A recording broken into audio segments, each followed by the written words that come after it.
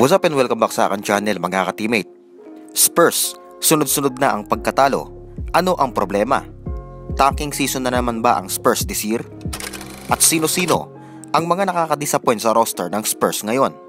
Yan ang ating pag-uusapan sa video ito. Pero bago yan ay mag-subscribe ka muna sa akin channel, kasabay na pag-hit ng notification bell. At huwag kang magpapahuli kapag may mga bago tayong video. Here we go. Nagsusunod-sunod na nga ang pagkatalo ng San Antonio Spurs at nagkawindang-windang simula nang ma-injured si Devin Vassell. Tila wala sa ritmo at sintonado ang tugtog ng Spurs sa mga sumunod nitong laban at nasaksihan nating namasaker ang Silver and Black sa mga kamay ng New York Knicks, Indiana Pacers at Minnesota Timberwolves. At yung in-expect nating panalo na, natatalo pa. Ang laki ng problema ng Spurs sa chemistry at may pagkakataong umabot sila sa mahigit 20 turnover sa isang game bagay na nagpabaon kila Wembanyama and company. Isa pa, nakikipagmatigasan ng coaching staff at patuloy na sumusugal kay Jeremy Sochan bilang main point guard ng San Antonio. Samantalang obvious na obvious na gumagandang ikot ng bola kapag si Trey Jones or Devonte Graham ang nagtitimon para sa San Antonio Spurs. At kahit kitkitan at endgame ay lagi ipinagkakatiwala ang lahat kay Jeremy Sochan. Alam nyo, a couple of seasons ago nangyari ito sa Spurs nang gawing power forward si Keldon Johnson noon at labis na kinaiinis ng marami ang ginawa ng Spurs kay Keldon. Kaya siguro hindi na bagong bagay sa atin ang diskarte ng Spurs, pero ginawa ito ng Spurs that time para magtanking at makuha si Victor Wembanyama. Senyalis kaya ito na magtatanking uli sila this season para makakuha ulit ng top pick next draft? Bago pa para pag-usapan, pero parang naaamoy kong ganyan ang magiging setup ng Spurs ngayon.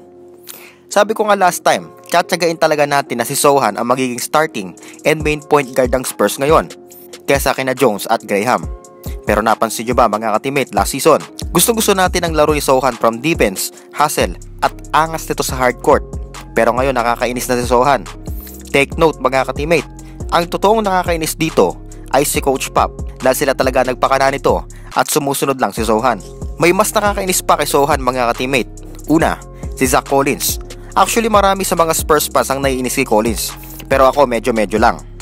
Meron din namang magagandang games na naipakita si Collins.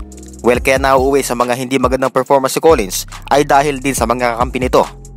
Napapansin nyo naman yung passing ni Collins sa mga cutters at mga open man, at si Devin Vassell talagang gumagawa niyan, at si Doug McDermott.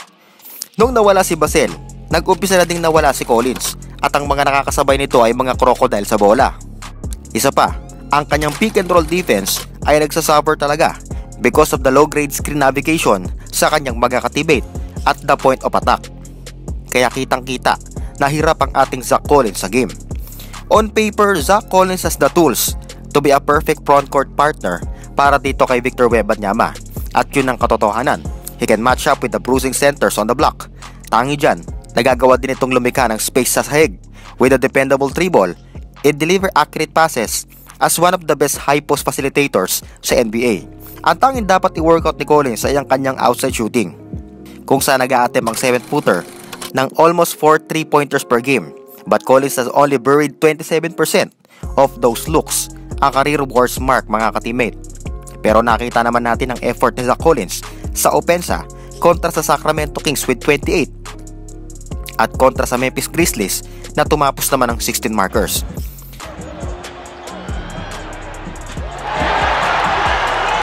Pag-usapan din natin ang gustong maging hero ng Spurs sa si Keldon Johnson. Yung sinabi ni Keldon Johnson kay Wembanyama na we need you. Well, dapat ibalik ni Wembanyama yun kay Keldon Johnson dahil mas kailangan ng Spurs ang serbisyo ni Keldon Johnson. Walang problema sa leadership ni KJ, pero ang problema ay kapag kinailangan ng production galing sa isang gold medalist and aggressive scorer. Pero ang pinaka-troubling issue dito ay ang kanyang reckless decision making in the clutch. Sumusubok kasi talaga maging hero si Keldon Johnson sa Spurs when matchup come down to the wire. Pero tila low energy si Keldon Johnson, lalo na sa endgame. Hindi rin makitaan ang anghang sa depensa, kaya walang pangil na kumakagat para makapag-establish ng momentum ang team. Kapag low energy si Keldon at once kinailangan ng kanyang production, ay maalat na at pilit ang mga tira sa dulo ng game. Hindi ako magtatakang matrade ito, hindi man this year or year after next, dahil hindi na makita ang future ng Spurs sa mga kamay ni Keldon Johnson.